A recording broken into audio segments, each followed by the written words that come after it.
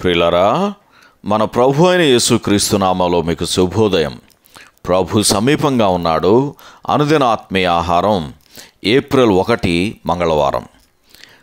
నేటి మన ధ్యాన లేఖనం ఇర్మియా గ్రంథం 31వ అధ్యాయం 3వ వచనం.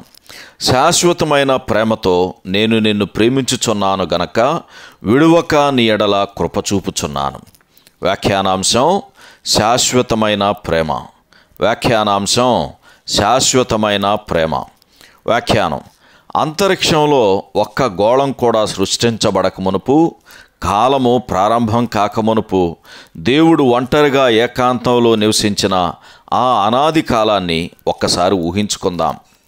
అప్పుడు కూడా ఆయన ఆలోచన నీ గురించేనని, అది ప్రేమపూర్వకమైన ఆలోచనని గ్రహించాలి. నేటి మన ధ్యానవచనం ఇశ్రాయేలీయుల కోసం రాయబడింది. అయినను దానిని మనకు కూడా అన్వయించుకోవడం ప్రయోజనకరమే. దేవుని ప్రేమ యొక్క సార్వభౌమాధికారం గురించి ఆలోచించండి.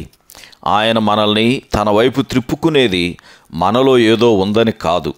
సాధారణమైన భూసంబంధమగు మన ప్రేమలో కానీ, మనలో కానీ మంచితనం ఏదో ఉందని కాదు.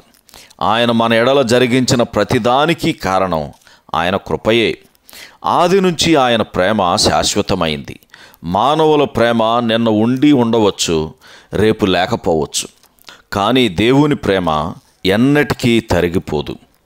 సందేహాలకు నెలవైన మన హృదయాల్లో చెలరేగే అనేక సందేహాల మధ్య, మారుతున్న మన భావనల మధ్య ఈ అమూల్యమైన తలంపులను ఒకసారి నెమరు వేసుకుందాం. గతాన్ని రాబోయే నిత్యత్వంతో అనుసంధానించే నిరంతరాయమైన ఈ ప్రేమకు సుదీర్ఘ చరిత్ర ఉంది. మనం తలంచవలసిన అద్భుతమైన సంగతి ఏమంటే, ప్రారంభంలోనే దేవుడు భవిష్యత్తులో మనం పొందబో సంతోషాన్ని గురించి, పరలోకపు ఆనందాన్ని గురించి ముందుగానే ప్రణాళిక కలిగి ఉన్నాడు.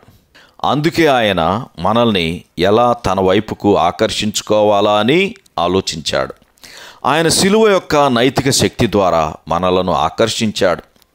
యోహాను సువార్త 12వ అధ్యాయం 32-33 వచనాల్లో రాయబడినట్లు, నేను భూమి మీద నుండి పైకెత్తబడిన ఎడల అందరినీ నా యొద్దకు ఆకర్షించుకుందునని చెప్పాను.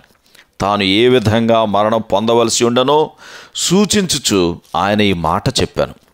దేవుడు క్రీస్తు యేసునందు మనకు చేసిన ఉపకారము ద్వారా అత్యధికమైన తన కృపా మహదైశ్వర్యమును రాబో యుగములలో మనకు కనుపరచాలని ఆశించాడు. ఎఫెసీయులకు రాసిన పత్రిక 2వ అధ్యాయము 6వ వచనం చదవండి. మనమందరం ఇలా అనుకుందాం: దేవా, నేను నీ వెంట పరిగెత్తునట్లు నన్ను ఆకర్షించు. నీ ప్రియకుమారుని యందు నీవు దాచి బయలుపరిచిన నీ దయను కనుపరచు. ఆయనను నిన్నును ప్రేమించినట్లు నన్ను ప్రోద్బలం చెయ్యి. ఎందుకంటే మొదటిగా నీవే నన్ను ప్రేమించావు, ఎంతగానో ప్రేమించావు. సహోదరుడు జెఆర్ మ్యాక్డఫ్. శుభములతో వందనాలు.